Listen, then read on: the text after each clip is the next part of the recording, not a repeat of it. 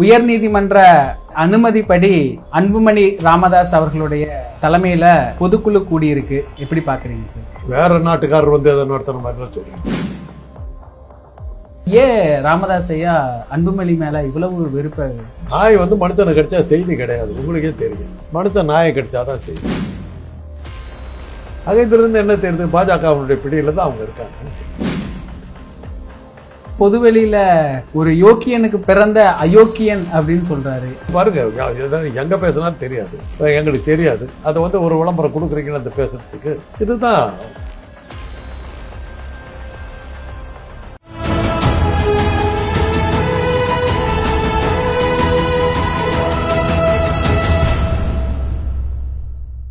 தமிழரம் நேயர்களுக்கு வணக்கம். இன்று நம்மிடையே மூத்த அரசியல் விமர்சகர் டாக்டர் காந்தராஜ் அவர்கள் இணைந்திருக்கிறார். வணக்கம் சார். சார், உயர்நீதிமன்ற அனுமதிப்படி அன்புமணி ராமதாஸ் அவர்களுடைய தலைமையில பொதுக்குழு கூடியிருக்கு. எப்படி பாக்குறீங்க சார்? இதுல என்ன இருக்குது?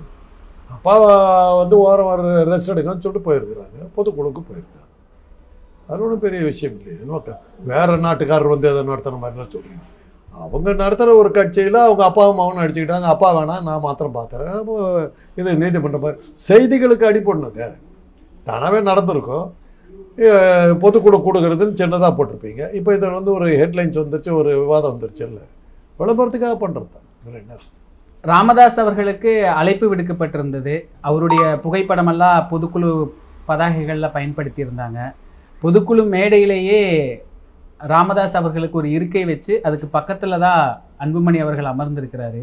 முதல் வார்த்தை சொல்லும் பொழுதே மருத்துவர் ஐயாவுடைய கொள்கை வழியில தான் இந்த பொதுக்குழு நடக்கும் அப்படின்னு ராமதாஸ் ஐயா அவர்களுக்கு இவ்வளவு முக்கியத்துவத்தை அன்புமணி அவர்கள் கொடுக்கிறாரு. ஆனா ஏன் ராமதாஸ் ஐயா அன்புமணி மேல இவ்வளவு வெறுப்ப? நீங்க வந்திருந்தாருன்னு வச்சுங்க, என்ன பண்ணியிருப்பீங்க?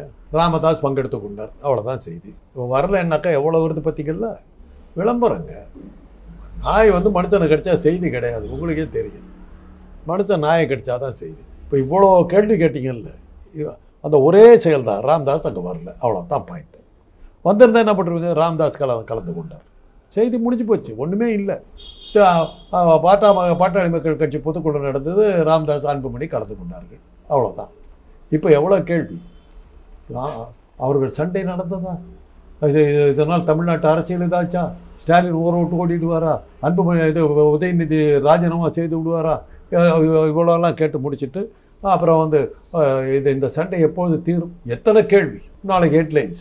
2 வருஷமா 2 பேரும் எங்கே இருந்தாங்கன்னு கூட தெரியலீங்க. இப்போ கடந்த 6 மாதமாக இந்த சண்டை ஆரம்பித்ததுக்கு அப்புறம் எவ்வளோ விளம்பரம் பாருங்கள். டெய்லி அவங்கள பற்றி செய்தி, வார பத்திரிக்கை, தினசரி பத்திரிக்கை, மீடியா எல்லாத்துலேயும் அவங்கள பற்றி செய்தி. எப்பேற்பட்ட விளம்பர ஸ்டண்ட்டு. 2 பேரும் ஒன்றா இருந்தால் போட்டிருப்பீங்களா? இலவசமாக வரும், கிடைக்குது. நல்ல செய்தி, பிரமாதமாக பண்ணிட்டாங்க. வாழ்த்துக்கள் அன்புமணி ராமதாஸ் 2 பேர்த்துக்கு வாழ்த்துக்கள். உங்கள் டெக்னிக் பிரமாதமாக ஒர்க் அவுட் ஆகுது.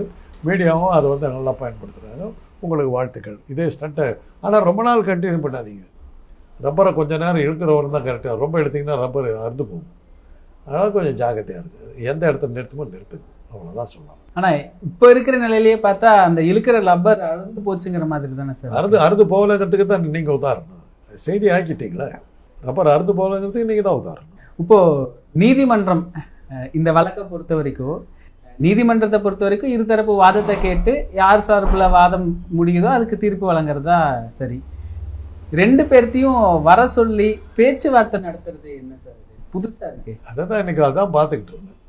இதெல்லாம் பொதுமக்கள் நல்ல ஆதரவு தெரிவிச்சிருக்காங்க. நீதிமன்றங்கள் கஷ்டத்துக்கு போயிடுச்சுங்க. நீதிமன்றங்களை நம்ம எங்க ஒரு கேஸ் போடுறாங்க ஒரு ஜட்ஜு மேலே, அந்த ஜட்ஜே நீதிபதியை வந்து உட்கார்றாரு. நீதி எங்கே இருக்குது? இப்படிப்பட்ட ஜட்ஜுகள்லாம் வச்சுக்கிட்டு நம்ம என்னத்தை பண்ண முடியும்? ஒரு இது என்ன சொல்லுவாங்கன்னா, இந்த வழக்கு வந்து நான் சம்மந்தப்பட்டிருக்கேங்கிறதுனால நான் அப்பியர் ஆக மாட்டேன்னு போயிடுவாங்க. அதுதான் அன்னைக்கு இருந்த நாகரிகம். இப்போ எங்கள் இதுலேயே வந்து மருத்துவக் கல்லூரியில் எக்ஸாம் நடக்கும்போது என்னுடைய மகன் வந்து அந்த பரீட்சையில் இருக்கான்னு வச்சுங்க, நான் எக்ஸாமினராக இருக்க முடியாது. மருத்துவக் கல்லூரி படிப்புலேயே அந்த மாதிரிலாம் இருக்குது, கல்லூரி படிப்புகள்லேயும் இருக்குது. மகனும் சொந்தக்காரனும் இருந்தால் நீங்கள் தேர்வாணையராக இருக்க முடியாது. நீங்கள் இங்கே ஒரு ஜட்ஜே வந்து உட்காந்துக்கிட்டு தான் மேலேயே கேஸு, அதில் வந்து நானே ஜட்ஜுன்னு உட்கார்ற அளவுக்கு பாஜக ஆட்சியில் நீதிபதிகள் இருக்காங்க. என்னத்துக்கு உள்ளே கூட்டு போனாங்கன்னு பல விஷயங்கள் வருது. அந்த ஜட்ஜுக்கு தான் கேவலம். அது இன்றைக்கி அதை பற்றி அவங்க கவலைப்படுறதா தெரியல. அந்த அவர் அந்த பேரை பார்த்தோன்னே தெரிஞ்சுக்கிட்டேன் எதுக்கும் கவலைப்படாத ஆசாமி ஏதோ போட்டாங்க. அந்த குருமூர்த்தி செய்ய வேண்டிய வேலையை அவர் செஞ்சுக்கிட்டு இருக்காரு. அகைந்திலிருந்து என்ன தெரியுது, பாஜகவுடைய பிடியில் தான் அவங்க இருக்காங்கன்னு தெரியும். 5 நிமிஷத்துல இந்த கேஸை நான் முடிச்சிருவேன், ஆனா கட்சியோட நலன் கருதி நான் அதை பண்றேங்கிற மாதிரி. இவருக்கு என்னங்க நலன் பற்றி ஆக்கிறாங்க? கேஸ் கொடுத்துருக்காங்க, இதுலேயே தெரியல, அவர் பேச்சிலேயே தெரியல. அவர் ஜட்ஜாக வரல, புரோக்கராக வந்திருக்கு. இதுக்கு நம்ம கேஸும் போட முடியாது. ஏன்னா ஒரு ஜட்ஜை பற்றி நம்ம கோர்ட்டுக்கு போனால் இன்னொரு ஜட்ஜு அவருக்கு ஆதரவாக தான் தேர்வு. ஏறத்தாழ நீதிமன்றங்கள்லாம் போயிட்டு மாதிரி தான் கிடக்கு. இப்போ இதே மாதிரி ஒரு பிரச்சனை தான் இபிஎஸ் ஓபிஎஸ் பிரச்சனை. அதே கட்சி, அதே சின்னம், உரிமை. அதான் இப்போ அந்த பகுதிகளில் அதான் பார்த்தேன். ஓபிஎஸ் இபிஎஸ்க்கு போடுவாரோ, துரை வைகோவுக்கு போடுவாரோ, எல்லாம் வரிசையாக கேட்டிருக்காங்க. இந்த ஜட்ஜ் ஒருத்தர் இருக்காரு மத்தியஸ்தம் பண்ணுறதுக்கு போங்க அப்படின்னு. அது கண்ணாபின்னாலும் வந்துருக்கு. ஆனால் அதை பற்றி அவர் ஒன்றும் கவலைப்படும். இதெல்லாம் வரும்னு தெரிஞ்சு தான் வர்றாரு. இது எப்படி சார் பார்க்கறது? நீதிமன்றங்கள் நம்முடைய நம்பிக்கைக்கு அப்பாற்பட்டு போயிடுச்சுங்க. இப்போ கூட பார்த்தீங்கன்னா சிபி சண்முகம் வழக்கில் சென்னை உயர்நீதிமன்றம் தடை தான் விதிச்சது. அவங்க உச்சநீதிமன்றத்துக்கு போனப்போ சென்னை உயர்நீதிமன்றத்தை கண்ணாபின்னம் திட்டி தான் அவங்க ஜட்ஜ்மெண்ட் கொடுத்தாங்க. அந்த அளவுக்கு இங்கே படு மோசமான நிலைமையில் இருக்குது. இந்த மாதிரி 2-3 பேர் இருக்காங்க. அவங்கள என்ன பண்ண முடியும்? இப்போ தெரியுதா நாங்கள் யார் எதிர்த்து திராவிட இயக்கம் போராடிச்சு இப்போ தெரியுதா அவங்களுக்கு? இப்போ ஏற்பட்ட ஆபத்தான ஆசாமிகளை எதிர்த்து தான் நாங்கள் இன்னும் எங்களுடைய வேலை முடியலைங்கிறதுக்கு இவங்க இந்த நீதிபதிகள்லாம் தான் எங்களுக்கு பெரியார் தேவைங்கிறதுக்கு இதெல்லாம் தான் ஆதாரம். புரியுதா? அழகாக சொன்னான், miles to go before I sleep. நான் என்னோட லட்சியங்களை நிறைவேற்றுவதற்கு பல காத தூரம் கடக்க வேண்டும். இன்றைக்கும் இருக்குது. பெரியாரை தான் சொன்னார், பாம்பு படுத்து கிடக்குதுன்னு நினைக்காது, அது வாராடிக்கிட்டு இருக்கவங்களும் பாம்போட விஷயம் போகாது. அதுதான் பார்ப்பாருங்க 3% எப்படி பார்க்குறீங்க சார்? இது வெறுமனே விளம்பரத்துக்குன்னு எடுத்துக்க முடியுமா சார்? ராமதாஸ் அவர்களுடைய பேச்செல்லாம் பார்த்தோம் அப்படின்னா ரொம்ப காட்டமா இருக்குது. அன்புமணியை டேமேஜே பண்ணிட்டாரே சார்.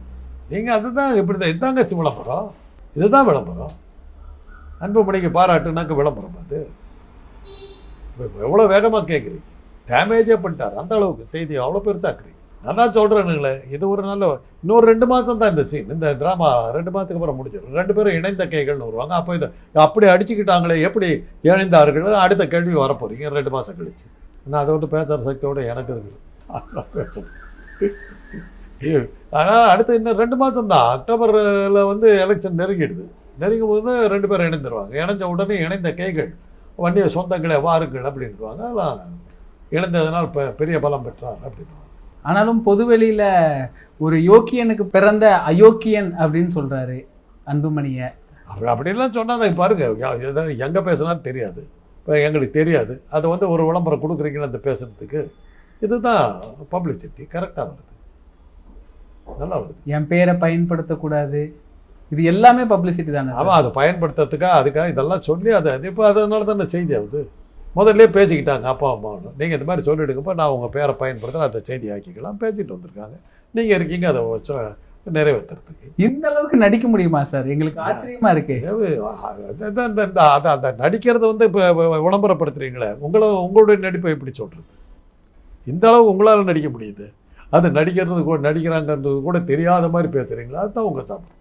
ஆனால் பொதுவெளியில கண்ணீர் எல்லாம் வடிக்கிறாருல்ல சார்? அதை தாங்க சொல்கிறேன். இப்படி எல்லாம் சொல்லி தாங்க ஏற்றி விடணும். உங்களுக்கு நல்லாவே நடிக்கிறீங்க. நல்லா எவ்வளோ இதாக சொல்கிறீங்க சார். ஒரு கண்ணி அடித்தார், தடை வச்சிச்சாரு, கேவலமாக பேசினார், எவ்வளோ விஷயங்களை கொண்டு வந்துக்கிட்டே இருக்கீங்க. விளம்பரம் எப்படி அழகாக கொடுக்குறீங்க பாருங்க. வரிசையாக அவங்க கட்சிக்காரர் கூட இவ்வளோ அழகாக கொடுப்பேன் நீங்கள் கொடுக்குறோம்.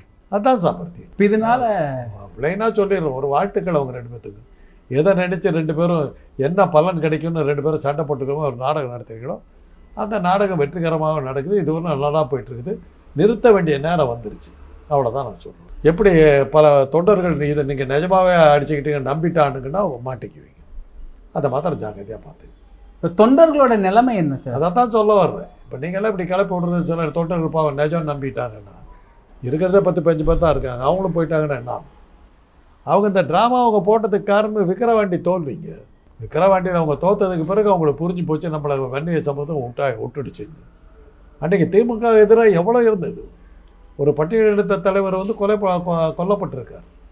அதை ஒரு சினிமா டைரக்டர் அதை பெரிய புரட்சி பண்ணுற மாதிரி போராட்டமெல்லாம் நடத்த அது கையில் எடுக்கிறார். கள்ளக்குறிச்சியில் விஷ சாராயம் குடிச்சு இப்போ 20 பேரை இறக்குறாங்க. அதை ஒரு பெரிய இஷ்யூ ஆக்குறாங்க. இவ்வளவு நெகட்டிவ் பாயிண்டோட திமுக அங்கே போட்டிட்டு வன்னிய சமுதாயம் நேரத்து அந்த விக்கிரவாண்டியில் பாஜகங்கிற ஒரு மகத்தான ராட்சசனோட சேர்ந்துக்கிட்டு கூட்டணியில் வந்து இவங்க நிற்கிறாங்க, தோக்குறாங்க. அப்போ தான் தெரிஞ்சுது இவ்வளவு ஸ்டண்ட் அடித்து நம்ம வரல, பிரயோஜனப்படல, வேறு எதா பண்ணணும். அதுக்கப்புறம் தான் அதிலிருந்து அந்த ரெண்டாக பிரிஞ்சது. இந்த கதையெல்லாம் பண்ணி நீங்களும் நல்லபடியாக அவங்க எதிர்பார்த்த அளவுக்கு அவங்க உங்களை நல்ல சந்தோஷப்படுவாங்க. நாம் நினச்சதை விட நல்லாவே இவங்க கொடுக்குறாங்க. இது மாதிரி தொடர்ந்து நடந்துகிட்டு இருக்கா சார் அந்த கட்சியில்? இதுக்கு முன்னாடி நடந்திருக்கா உங்களோட? முன்னாடி அவங்க அப்பா அம்மா அடிச்சுக்கிட்டது. இது திடீர்னு தானே இது மேடையில் உட்காந்துக்கிட்டு நம்மளாம் எதிர்பார்க்க சீரியல் பார்க்குற மாதிரி இருக்குது. இதெல்லாம் வந்து வீட்டில் பேசியிருக்கலாங்க, மேடையில் வந்து 2 பேத்துக்கு சண்டையை வந்து ஏன் ஆரம்பிக்கிறாங்க?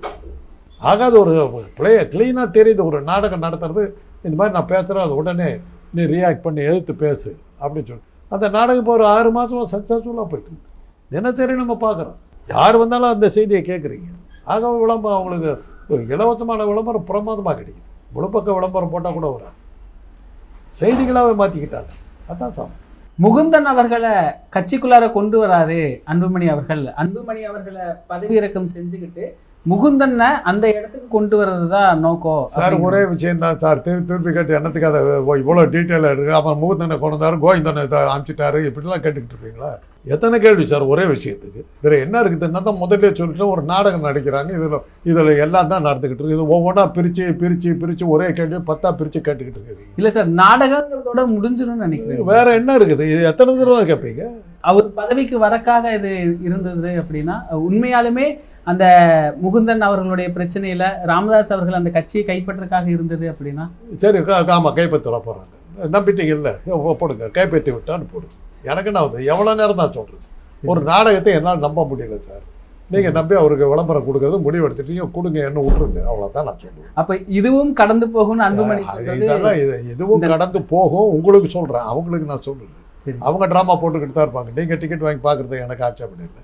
எனக்கு அந்த ட்ராமா பிடிக்கல, அந்த ட்ராமாவை நம்பல, அவ்வளோதான். அப்போ இன்னைக்கு தீர்மானங்கள் என்ன இருக்கும் சார்? அது எதாவது என்ன அர்த்தம்? என்ன சும்மா போட்டுக்கிட்டு இதை வச்சுக்கிட்டு அடுத்த அப்படி என்ன போட்டு இது பண்ணாதீங்க தயவுச்சு. அதுக்கு நான் பதில் சொல்கிறதா இல்லை.